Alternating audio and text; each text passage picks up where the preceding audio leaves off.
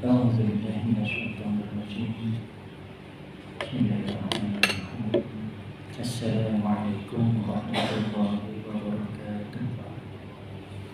للنبي مصطفى رسول الله صلى الله عليه وسلم وإلى أرواح والدينا ومعلمينا وفي الحقوق علينا أجمعين. الفاتحة. أعوذ بالله من الشيطان الرجيم. بسم الله الرحمن الرحيم. الحمد لله رب العالمين الرحمن الرحيم مالك يوم الدين إياك نعبد وإياك نستعين اهدنا الصراط المستقيم صراط الذين أنعمت عليهم غير المغضوب عليهم ولا الضالين.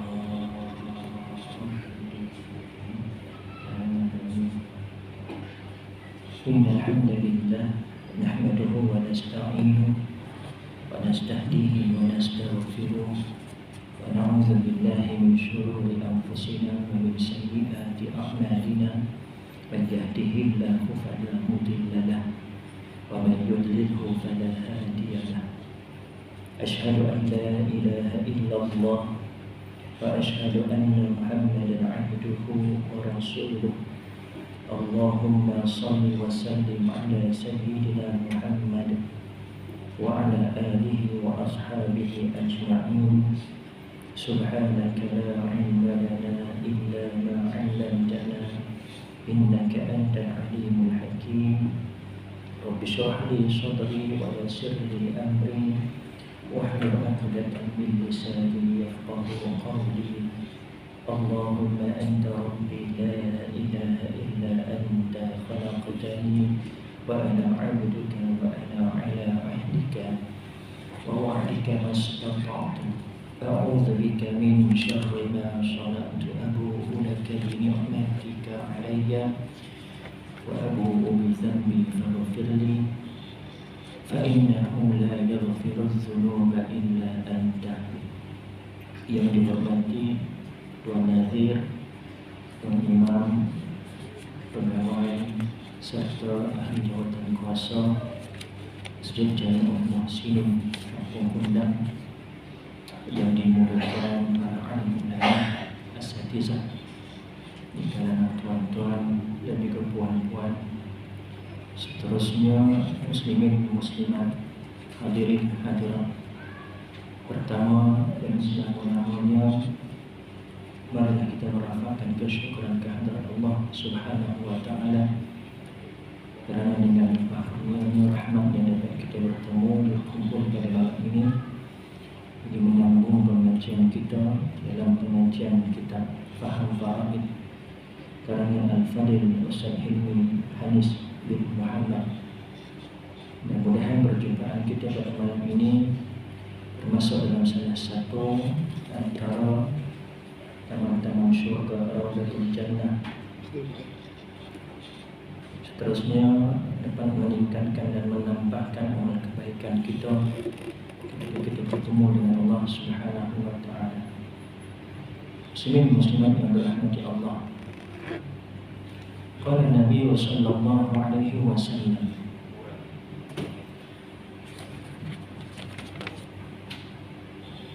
تعلموا القرآن وعلموه الناس وتعلموا الفرائض وعلموها فإني امرؤ مقبوض والعلم مرفوع ويوشك أن يختلف اثنان في الفريضة والمسألة فلا يجدان أحدا يخبرهما.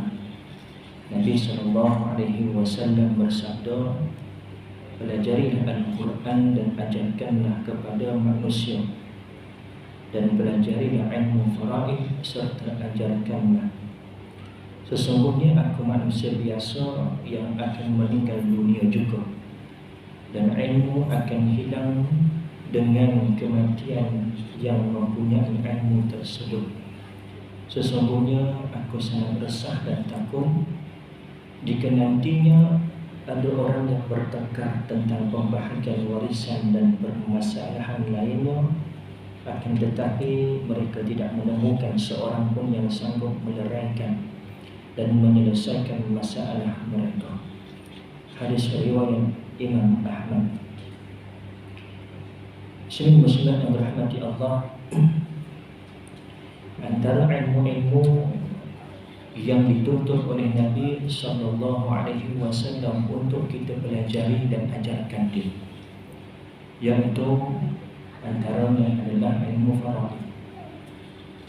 Dalam banyak-banyak ilmu faraid ini khusus perintah Nabi supaya kita belajar dan ajarkan kepada manusia. Kerana dalam ilmu faraid ini antara kata ulama separuh daripada ilmu, dan dalam ilmu faraid ini juga banyak merangkumi atau berkait dengan ilmu-ilmu yang lain. Dan ilmu faraid ini juga antara ilmu yang berat. Bila kata berat, ramai yang tak suka, ramai yang tak gemar. Sebab apa? Berat, perbahasannya berat dan pengajiannya berat, melibatkan dengan perkiraan, melibatkan dengan ilmu perubatan, melibatkan dengan ilmu munakahat, melibatkan dengan ilmu macam-macam. Kerana itu kata Nabi SAW, ilmu faraid ini 1/2 nus, sebahagian daripada ilmu yang ada di dunia. Jadi sebab itu kita jarang melihat pengajian-pengajian faraid ini di tempat-tempat umum, terutama di masjid-masjid surau. Dan kalau ada pun, orang yang datang kebanyakan tak ramai. Orang lebih suka kalau pengajian-pengajian berkait tentang sirah, berkait tentang ilmu-ilmu peristiwa akhir zaman, berkait tentang fiqh. Kerana itu lebih kepada hanya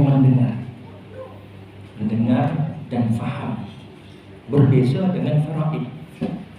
Bukan hanya kita perlu mendengar dengan teliti, bukan hanya kita perlu memahami, bahkan ada juga kerja-kerja pengiraan dan sebagainya. Jadi kerana itu kalau kita lihat pengajian-pengajian faraid, biasanya guru-guru faraid ini mesti kena ada whiteboard, kerana nak tunjukkan pengiraan dan sebagainya. Jadi mungkin sebab itu ada di kalangan jemaah kita mengatakan macam dah sekolah, macam dah dekat sekolah pula rasanya, kerana ada tulis-tulis dan sebagainya. Inilah faraid, dan inilah ilmu yang Nabi tuntut untuk kita belajar dan ajarkan. Dan Nabi juga bersabda, dan inilah antara ilmu yang pertama yang akan diluputkan oleh umatku. Kerana nak belajarnya susah, nak belajarnya kena ada mujahadah, nak mengajar apatah lagi. Kalau yang nak belajar pun kena ada mujahadah, yang mengajar terlebih mujahadah, nak memberi kefahaman dan sebagainya. Jadi inilah antara ujian dan juga perjuangan kita sebagai penuntut ilmu. Nabi SAW juga bersabda, jadilah kita di kalangan 3 yang berkait dengan ilmu.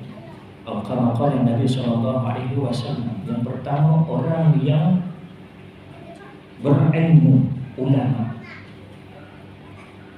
orang yang menjadi rujukan, orang yang mujtahid, orang yang alim, tuan guru. Kalau kita tidak mampu menjadi ulama, jadilah orang yang menuntut ilmu. Kalau tak mampu juga, jadi yang kedua, jadilah orang yang mendengar ilmu. Datang majlis-majlis ilmu, walaupun kadang-kadang faham, kadang-kadang tak faham, tetapi golongan ketiga ini juga termasuk orang yang disebut dalam hadis ini, yaitu mendengar ilmu. Jangan jadi orang yang keempat. ulama pun tak jadi, orang yang menuntut ilmu pun tak jadi, yang mendengar ilmu pun tak jadi. Jadi yang keempat, maknanya tak belajar dan tak tahu. Bahkan lebih malang lagi, bahasa kita panggil apa? Bodoh sombong. Tak tahu tapi buat-buat tahu. Ada lagi teruk, tak tahu tapi sibuk nak bercakap, sibuk nak bagi hujah seolah-olah dia tahu. Dan apa yang dikatakan itu salah, itu lebih berbahaya. Muslimin yang dirahmati Allah, malam ini kita sambung pada muka surat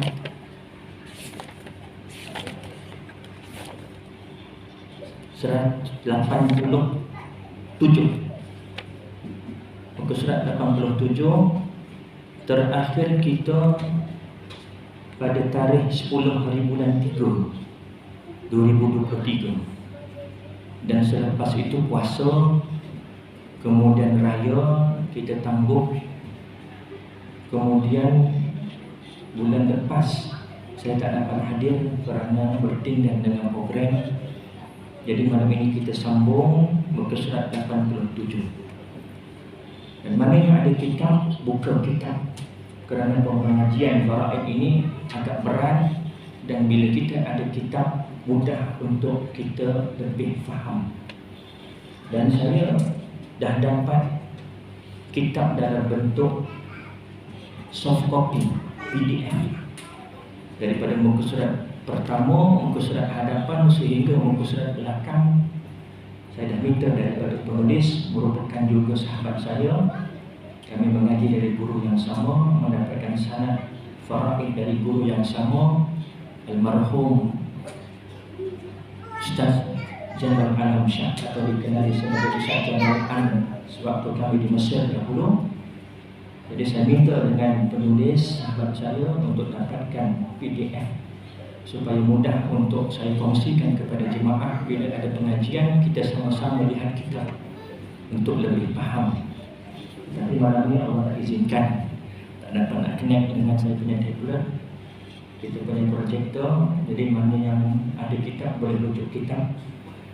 Dan saya pun dah minta izin daripada penulis untuk saya tayangkan di projektor di Masjid Surau yang saya buat pengajian, dan beliau izinkan. Cuma lepas ni jangan nak jumpa saya, minta pula dia tak bagi untuk kongsi-kongsi dekat orang lain. Sebab kitab ni dia dijual berharga RM30. Tuan-tuan boleh beli di Shopee, di Lazada juga ada, berharga RM30 satu naskah, satu buah kitab. Jadi PDF ni saya dapatkan hanya untuk urusan pengajian sahaja. 87 dalam tajuk utama ahli-ahli waris yang berhak, ashabul irthi. Bila kata ahli waris yang berhak, di kalangan semua ahli keluarga kita, tidak semuanya merupakan ahli waris. Dan kata ulama, hanya 25 orang sahaja ahli waris yang tersenarai dalam ahli waris. Di kalangan semua keluarga kita, jalur ayah kita, ibu kita, anak kita, cucu kita, saudara kita, pakcik kita, hanya 25 orang sahaja yang termasuk dalam senarai faraid, senarai ahli waris faraid. Adapun yang lain tidak termasuk dalam ahli waris pusaka, tetapi mereka termasuk dalam golongan zawil arham. Nanti kita akan masuk dalam bab zawil arham pada muka surat 159 nanti. Dan di antara 25 orang ini, 15 terdiri daripada lelaki dan 10 terdiri daripada perempuan.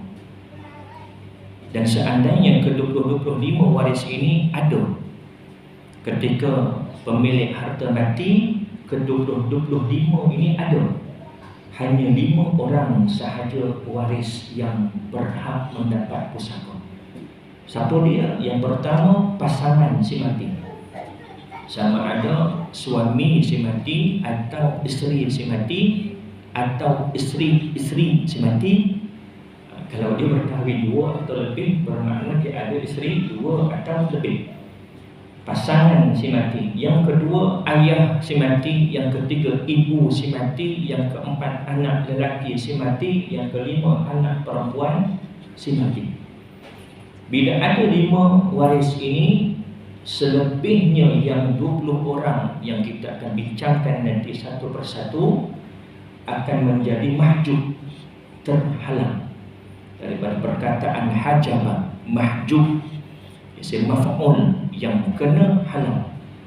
Mahjub, nanti kita akan masuk dalam bab mahjub. Dalam bab halangan ada 2 jenis. Ada mahjub hirman dan ada mahjub nuqsan.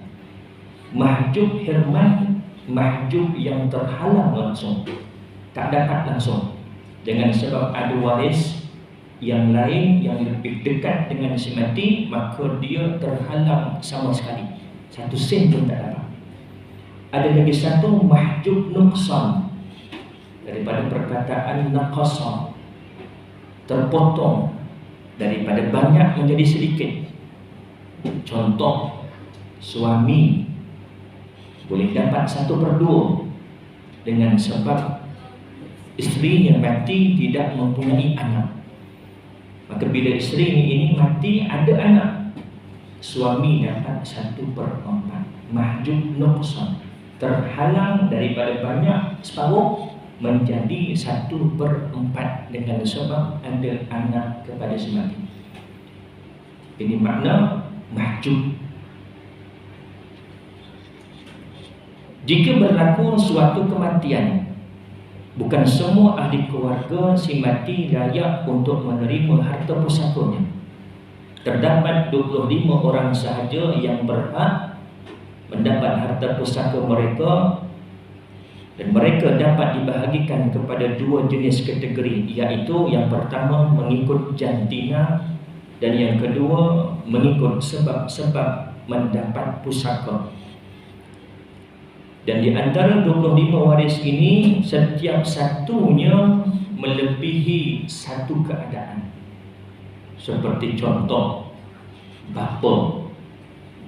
Walaupun 1 orang waris bapa, tetapi bagi bapa ini ada 3 keadaan. 1 keadaan bapa mendapat 1/3.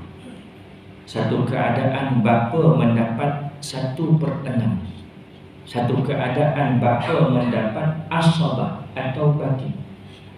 Dan ketiga-tiga keadaan ini bergantung kepada siapa waris yang ada. 1/3, sekiranya si mati ini tidak ada anak, maka bapa mendapat 1/3. 1/6 bila mana si mati ini ada anak, anak perempuan, anak lelaki.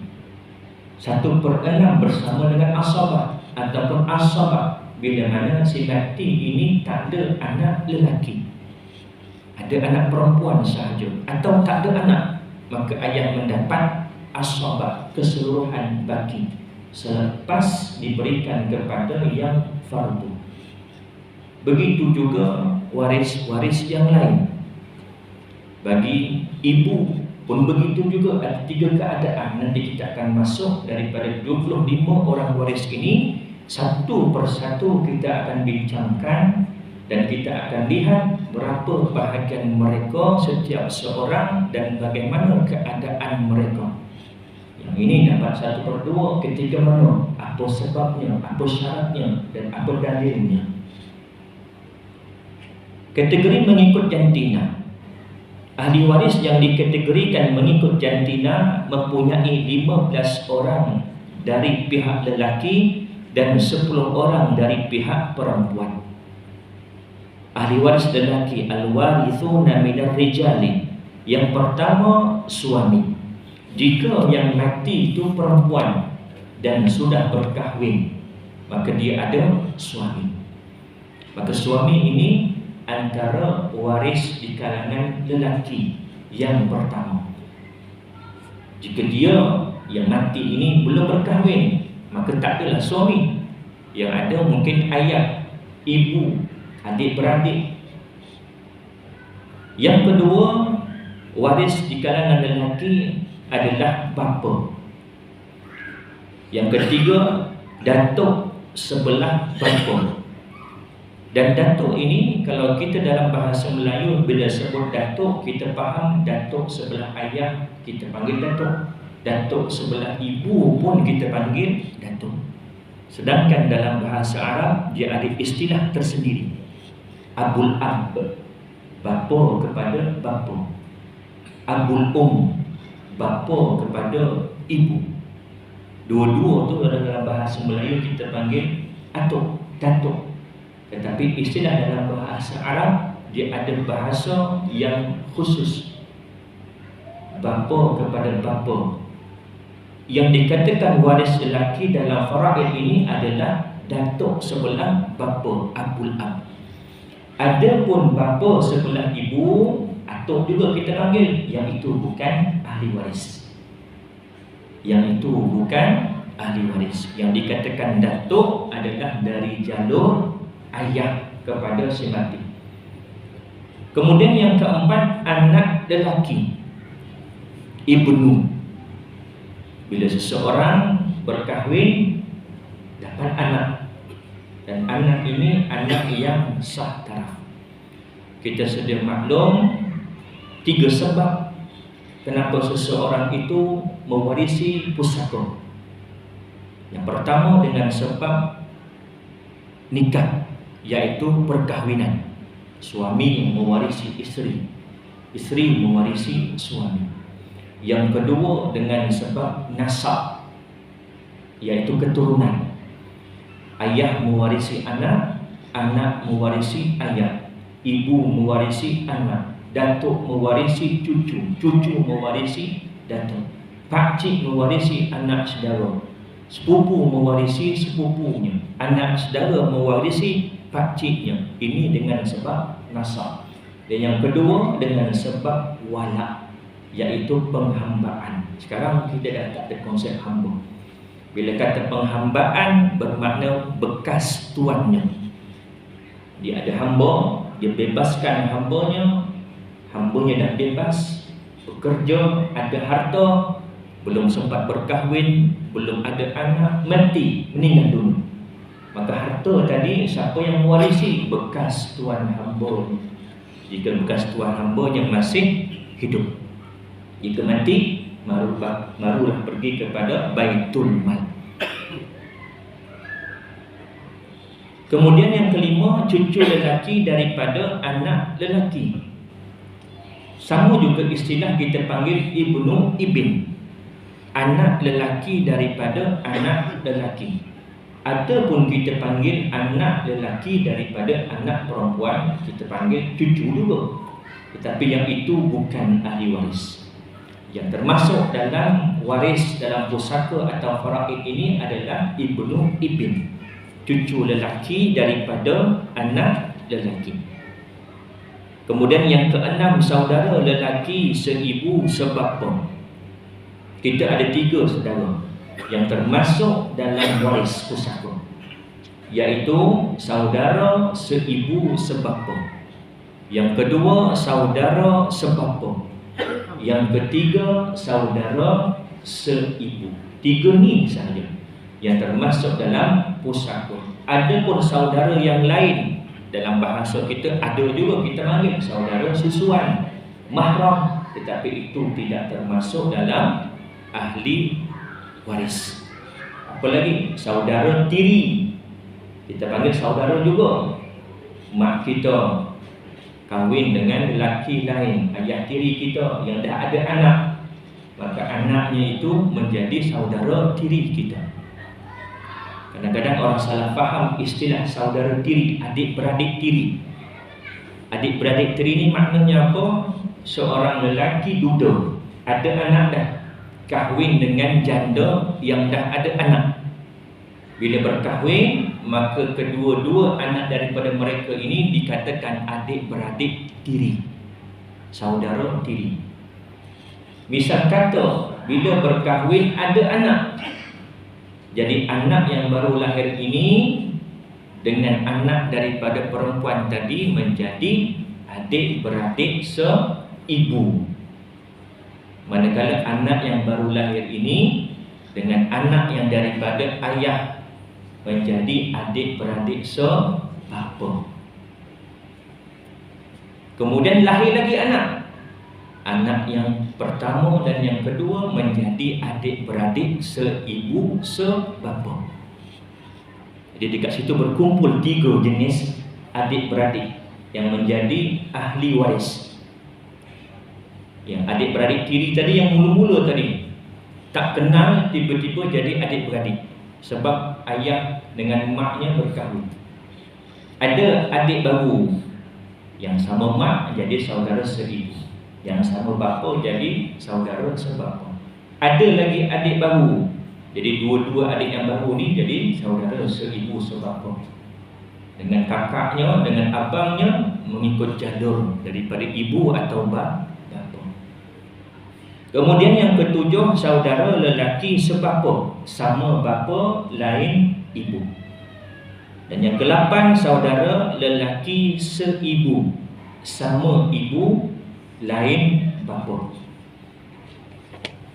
Yang ke-9, muka surat 88, anak saudara lelaki daripada saudara lelaki seibu sebapa. Anak saudara lelaki daripada saudara lelaki seibu sebapa. Dia ada adik lelaki ataupun abang. Anak abangnya tadi lelaki. Kalau kita dalam bahasa kita panggil anak buah, anak saudara. Itu yang termasuk dalam nombor 9 ini, anak saudara lelaki daripada saudara lelaki seibu sebapa. Kemudian yang ke-10, anak saudara lelaki daripada saudara lelaki sebapa. Maksudnya anak lelaki daripada saudara si mati ni tadi yang sebapa. Dia ada adik-beradik sebapa, sama bapa lain ibu. Kemudian anaknya, iaitu anak saudara si mati tadi, tetapi bukan anak saudara seibu sebapa, anak saudara sebapa. Yang ke-11, bapa saudara seibu sebapa sebelah bapa. Kita panggil pakcik. Tetapi yang dikatakan pakcik dalam jalur faraid ini adalah adik-beradik lelaki dengan ayah kita. Adapun adik-beradik lelaki dari jalur ibu kita, kita panggil pakcik juga. Tetapi yang itu bukan ahli waris. Yang dikatakan bapa saudara tadi adalah adik-beradik dengan ayah kita. Kemudian yang ke-12, bapa saudara sebapa sebelah bapa. Adik-beradik sebapa dengan bapa kita. Yang tadi adik-beradik seibu sebapa dengan bapa kita. Setakat ni boleh faham? Boleh? Tak boleh nak kena pula. Kalau boleh saya dah tunjukkan macam. Jadi kita boleh nampak siapa di kalangan waris-waris tersebut. Kemudian yang ke-13, sepupu lelaki daripada bapa saudara seibu sebapa sebelah bapa. Kita ada bapa dan kita ada pakcik sebelah bapa, anaknya. Dengan kita panggil sepupu. Adapun dengan sebelah ibu kita, adik-beradik lelaki ibu kita, ada anaknya, kita panggil sepupu juga. Yang itu bukan ahli waris, mesti daripada jalur ayah kita. Dan adik-beradik lelaki ayah kita, anaknya barulah dipanggil sebagai sepupu yang termasuk dalam ahli waris yang ke-13 ini. Yang ke-14, sepupu lelaki daripada bapa saudara sebapa, sebelah bapa. Kalau yang tadi anak dari pakcik sebelah bapa kita yang merupakan adik-beradik seibu sebapa dengan bapa kita. Yang ini adik-beradik sebapa, anaknya. Jadi kita panggil juga sebagai sepupu dengan kita. Jadi bila kata sepupu, hanya 2 orang sahaja yang termasuk dalam ahli waris. Siapa dia? Dari jalur ayah kita yang lelaki, seibu sebapa, anak lelakinya. Daripada jalur ayah kita yang sebapa, yang lelaki, dan anaknya yang lelaki. Kemudian yang ke-15, Tuan yang membebaskan hambanya. Sekarang dah tak ada konsep penghambaan. Akan datang, wallahu a'lam, kita tak tahu. Kalau berlaku peperangan, contoh, na'udzubillah. Tapi kalau ada, kita kena hadapi, kita kena berjihad. Waktu itu kita tak tahu, mungkin ada konsep hamba semula, dan hukum ini diguna pakai kembali dalam konsep hamba, pewarisan, perhubungan, munakahat dan sebagainya. Kemudian yang kedua, B, ahli waris perempuan, al-warithatu minan nisa.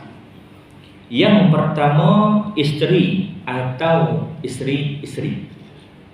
Bila kata isteri, ada bahagian mereka, dan jika bila kita kata isteri-isteri, bahagian mereka juga tetap sama. Contoh, si mati ini meninggal dunia, tidak ada anak, ada isteri, maka isteri akan mendapat 1/4. Isterinya ada 2 orang, maka isteri yang 2 ini akan mendapat 1/4, kongsi sama rata. Bukan seorang isteri pertama 1/4, isteri kedua 1/4, bukan. Tetapi daripada 1/4 tadi, kongsi 2 orang isteri. Begitu juga kalau isterinya 4, bukan 1/4, 1/4, 1/4, 1/4, habis dah semua dapat kat isteri, tidak. Tetapi daripada 1/4 dibahagi kongsi sama rata kepada semua isteri-isterinya. Ini yang pertama bagi waris perempuan. Yang kedua, ibu kepada si mati. Bila kata ibu, dengan sebab nasab. Yang tadi isteri dengan sebab nikah, perkahwinan. Bila sebut isteri, kita ulang balik, juga termasuk isteri yang telah diceraikan, selagi mana masih ada tempoh iddah. Selagi mana masih ada tempoh iddah, dan cerai tersebut cerai yang talak raj'i, talak yang boleh dirujuk. Adapun talak yang tidak boleh dirujuk, seperti contoh talak 3, maka terputus, mati saja suami, lepas lafazkan cerai talak 3, isteri ni tadi dah tak boleh mewarisi pusaka.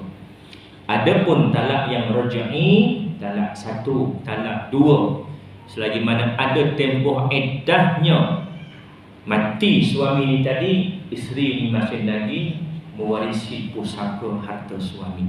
Dan begitu juga sebaliknya, mati isteri ni tadi selepas kena cerai, cerai yang talak raj'i, tapi belum habis tempoh iddah, meninggal dunia, maka suami ni tadi juga boleh mewarisi harta isteri tersebut kerana masih dalam iddah. Dan bila sebut iddah, berbeza-beza mengikut keadaan wanita. Iddah kematian suami, ini tak berkaitan dengan faraid, tetapi nak tahu tempohnya 4 bulan 10 hari. Iddah diceraikan dalam keadaan yang suci, 3 kali suci. Iddah yang diceraikan dalam keadaan hamil, sehingga mana? Sehingga melahirkan anak. Jadi iddah ini berbeza-beza mengikut keadaan isteri tersebut. Kemudian yang ketiga, nenek sebelah bapa. Yang keempat, nenek sebelah ibu. Nenek ni special. Tadi kita lihat dalam waris lelaki, datuk yang termasuk dalam waris hanya datuk sebelah bapa sahaja. Adapun datuk sebelah ibu tak termasuk. Tetapi nenek sama ada sebelah bapa atau sebelah ibu, kedua-duanya merupakan waris. Jika ada kedua-duanya, cukup syarat untuk mewarisi. Antara syaratnya tiada ibu dan juga bapa kepada si mati. Maka nenek ini boleh mewarisi harta. Kalau dua-dua ada, mereka dapat bersama-sama kongsi sama-sama.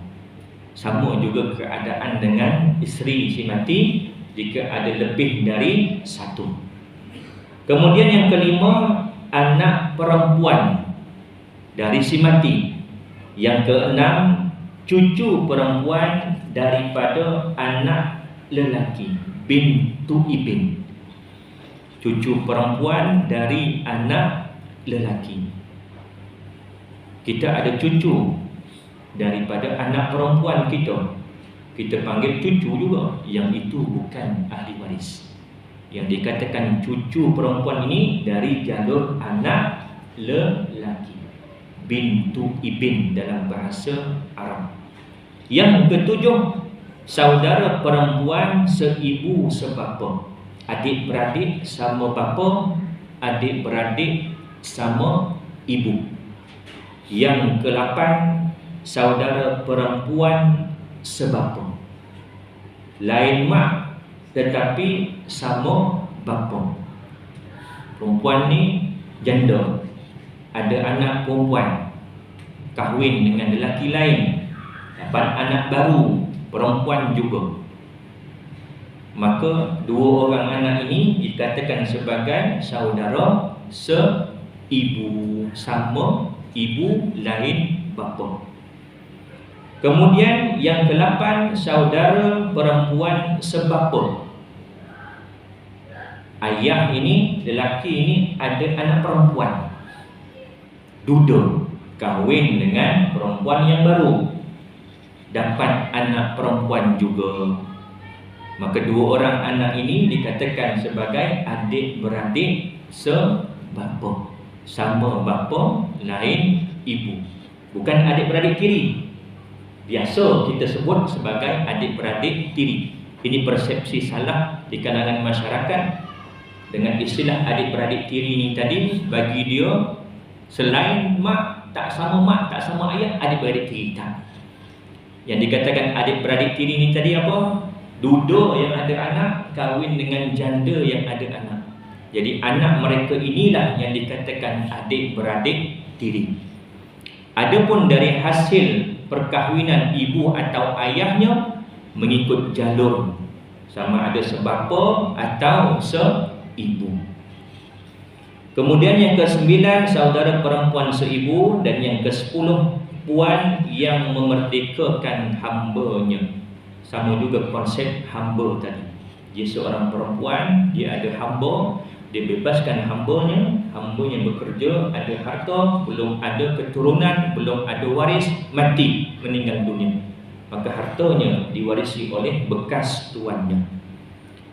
Maka surat 89, kekeliruan dengan nama-nama ahli waris.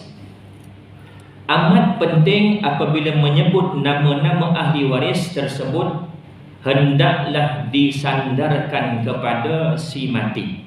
Contohnya, anak maksudnya ialah anak bagi si mati, dan cucu lelaki maksudnya ialah cucu lelaki bagi si mati, bukan cucu lelaki bagi anak lelaki. Contoh,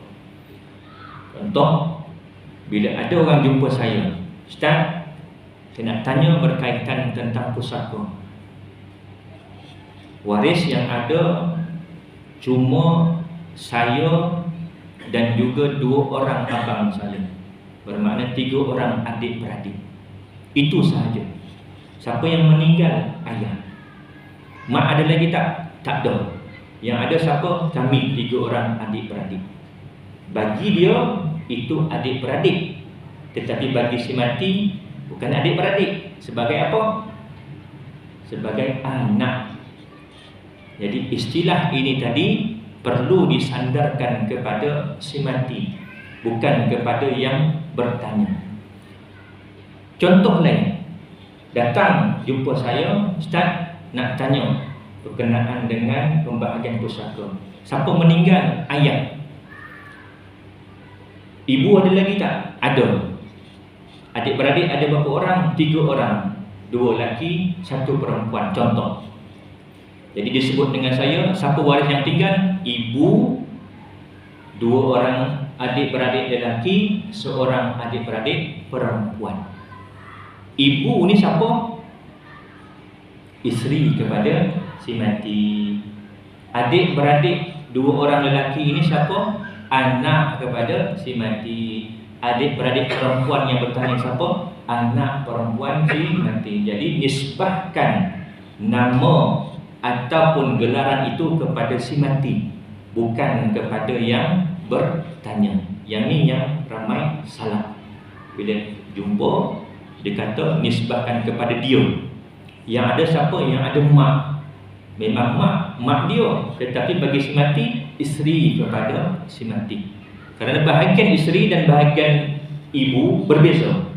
Bahagian adik-beradik dan juga anak juga berbeza. Perkara ini seharusnya difahami dengan jelas agar tidak timbul kekeliruan berkenaan kedudukan ahli waris pada perbincangan yang akan datang. Kekeliruan anak dan saudara, insya-Allah kita akan sambung pada perjumpaan akan datang. Ada sikit masa lagi dalam azan Isya, 1 minit sahaja lagi. Dan insya-Allah akan datang kita akan cuba untuk sambungkan proyektor ini dengan saya punya tablet, dan insya-Allah lebih mudah untuk kita lihat carta dan juga raja di kalangan ahli waris. Jadi saya rasa cukup sekadar itu. Ada soalan sebelum kita tutup? Kalau tak ada, saya rasa cukup sekadar itu. Yang baik itu datang daripada Allah, dan kurang lemah itu datang daripada kelemahan diri saya. Saya mohon maaf, mohon ampun. Ini kasar bahasa dan guru sahaja tuan-tuan dan juga puan-puan. Kita tangguh dengan tasbih kafarah dan suratul asr. Subhanallah bihamdika asyhadu an la ilaha illa anta astaghfiruka wa atubu ilaik.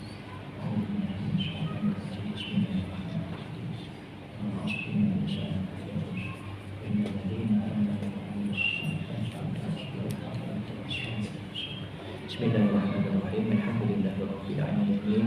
Wassalatu wassalamu ala asyrafil anbiya'i wal mursalin wa ala alihi wa sahbihi ajma'in. Allahumma faqqihna fid din wa 'allimna at-ta'wil wahdina siratal mustaqim siratal ladzina an'amta 'alaihim minan nabiyyin wa siddiqin wa syuhada'i was shalihin. Allahumma arinal haqqa haqqan warzuqna ittiba'ah wa arinal batila batilan warzuqna ijtinabah. Allahumma inna na'udzubika min 'ilmin la yanfa'u wa min qalbin la yakhsha wa min nafsin la yashba' wa min da'watin la yustajabu laha. Rabbana atina fid dunya hasanah wa fil akhirati hasanah wa qina 'adzaban nar. Wa sallallahu ala sayyidina Muhammad wa ala alihi wa sahbihi wa baraka wa sallam. Walhamdulillahi rabbil alamin. Assalamualaikum warahmatullahi wabarakatuh.